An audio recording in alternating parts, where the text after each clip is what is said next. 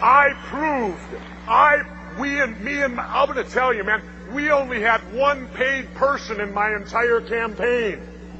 And that was the campaign manager, because he left his private sector job to do it full time after the primary. My campaign was completely volunteer, and you know how much money that I actually raised to become governor of Minnesota? $300,000. Now, the Democrats and Republicans, they spent nearly $10 million. Now do you realize why I'm not popular with them? Number one, because I can beat them.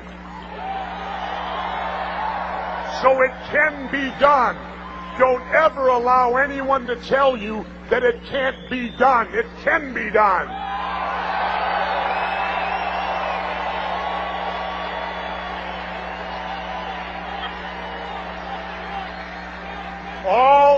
All we need, not this year, all we need is a fair and level playing field. And that's what we're here to achieve, is to try to get a fair and level playing field so the rest of us, America, and believe me, here in Minnesota, independents on polls, we're the majority, 40%. And yet, what are we made to do? We're made to pick the lesser of two evils.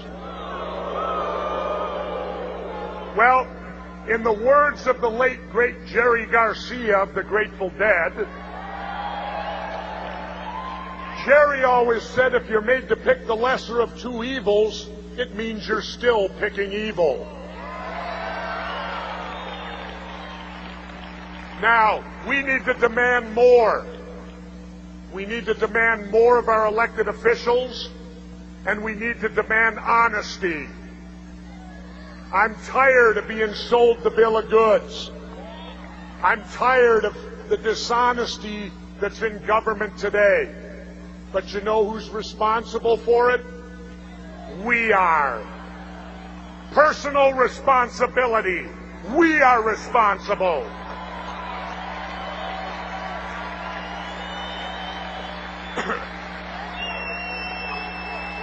Now,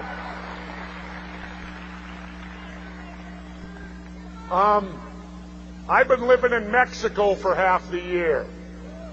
You know, I live with those brown-skinned people that we're so scared of that we're going to build walls and barbed wire fences and all of this stuff, and we're going to turn my country into East Berlin.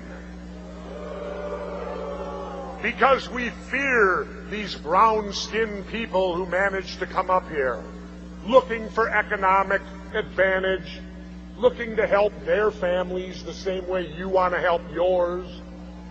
And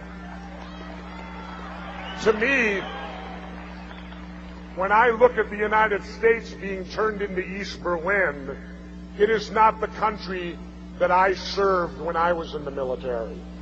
And let me say this for a moment. For those that doubt whether I have the right to say what I say, my father was a World War II veteran.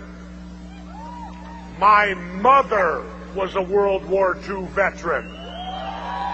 How many people can say their mom served as a nurse in North Africa? My brother's a Vietnam veteran, as am I. So I think my family has earned the right to speak in what's supposed to be a free country.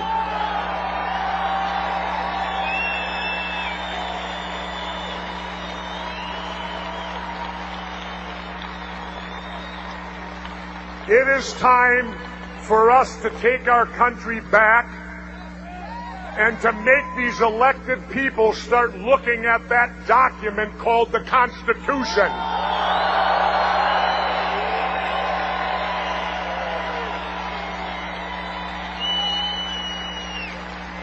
Because what can our country possibly be without the very document that holds all of it together? Today, the Democrats and Republicans could give a damn less about the Constitution. They violate it all the time. I mean, look what just happened.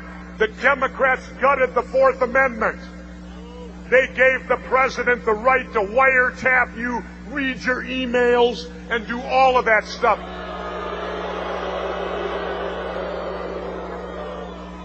It's called illegal search and seizure.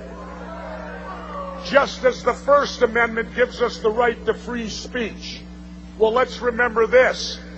It isn't popular speech that must be protected. Popular speech doesn't need protection. It is unpopular speech that you protect.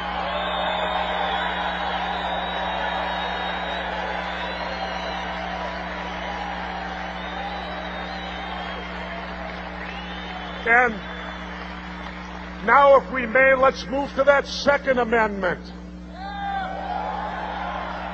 Now, I'm not a gun-toting fool, but I get so pissed off when I hear them saying, well, we're not going to take away your ability to hunt. Well, ladies and gentlemen, I got news for you.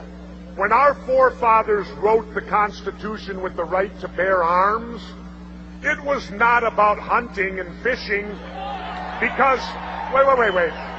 Because back then, if you didn't hunt or fish, you didn't eat. The Second Amendment, the right to bear arms, is there so that we, the public, if our government gets out of control, we have the ability to rise up and change it.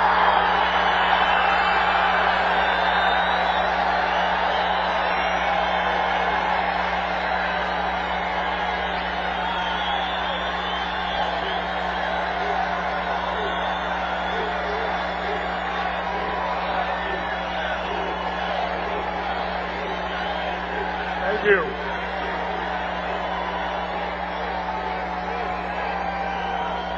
And just because we believe in that amendment does not make us fools. It does not make us gun-crazy people. There's a reason they put that in there. And as I said, the reason is so we have the ability. Now, many people have said to me, well, wait a minute. How could we, the citizens, ever stand up to the U.S. government and their entire military might? Well, wait a minute. I got the answer. We threw everything we had at Vietnam, and they were nothing but a bunch of farmers with a few AK-47s, and they withstood it all.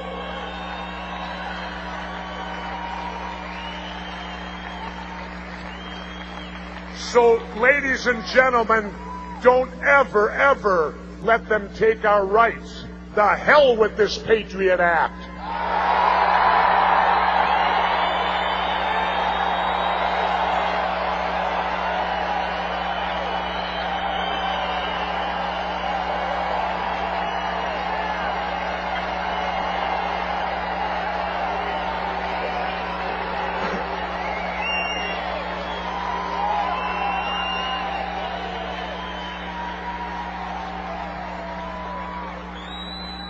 If you want to be patriotic,